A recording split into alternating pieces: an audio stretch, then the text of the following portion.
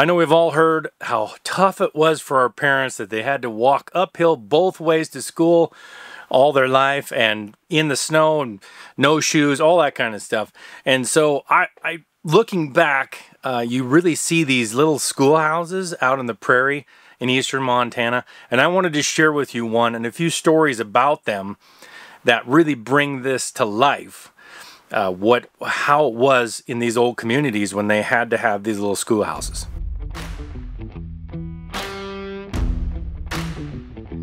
In these very remote areas in Montana and across the prairie, you had a lot of these one-room schoolhouses, and so the people that lived around here and homesteaded here tried to make a living, I guess. Some of them didn't make a living, but people that tried to make a living, they had to send their kids to school somewhere, and it was so far. I don't know how far we are from anywhere that actually has a big school. How far are we? It would be long way.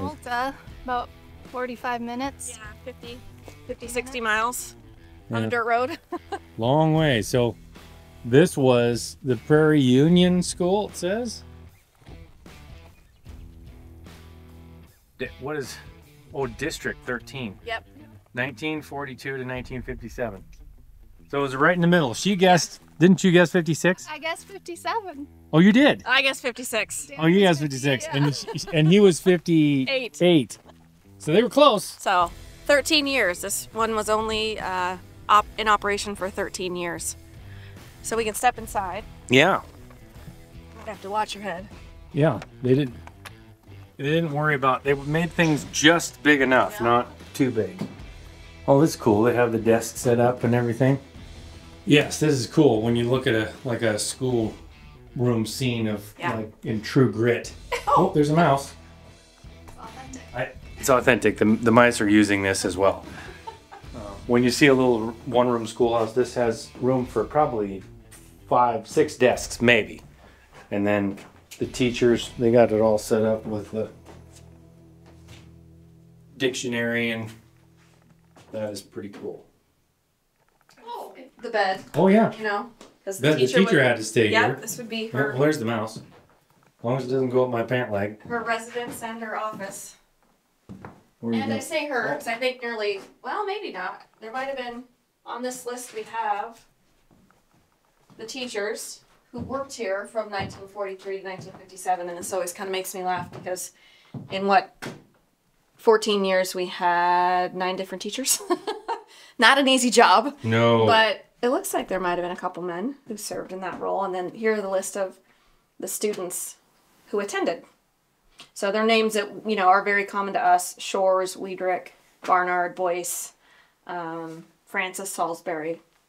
And why would they be common to you? Common because either they're existing neighbors or they are landowners that we purchased properties from to create what is the Sun Prairie unit. And didn't you come from eastern Montana as well? I did, yeah. I grew up in Sydney. Yeah, Which is about 11 miles from North Dakota. That's right.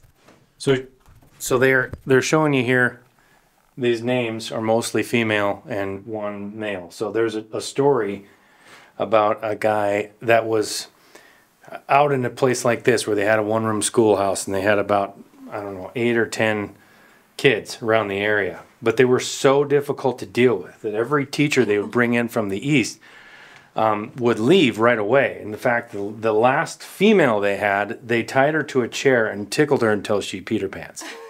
And she left.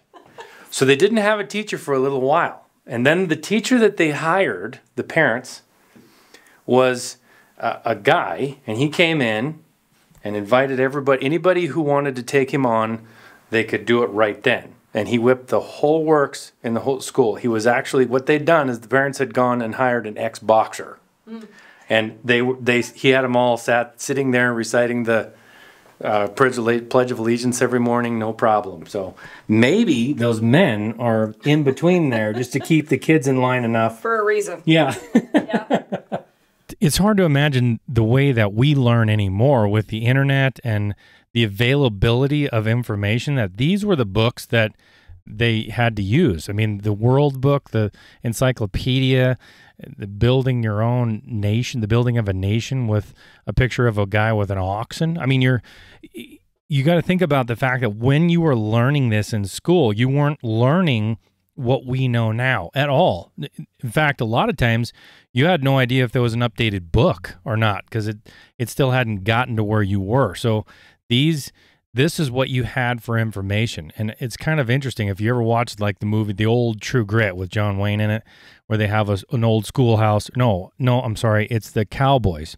That's what it is. The Cowboys movie with John Wayne. It's called The Cowboys, where a bunch of little boys are standing up reading in the front of the class. This is this kind of stuff that they had to read. And sometimes they would even read like catalogs because they had nothing else to read, and they would practice reading out loud, that kind of stuff. It's so hard to imagine for us with every type of information we could possibly imagine at our fingertips every day on a phone, that this was what they had available to them, even in 1950. Oh, so here's Sun Prairie. Way down there. Way down here, yep. Telegraph Creek. And all of the little things with Little squares with the square flag. or school. Yep. So at one time there was like over 300 just in this part of Phillips County. Wow. Which is amazing. Yeah, it took a lot to educate. Right, which is why often that education ended at what, 6th grade or 8th grade? I think it was 8th grade. My grandpa went to 8th grade.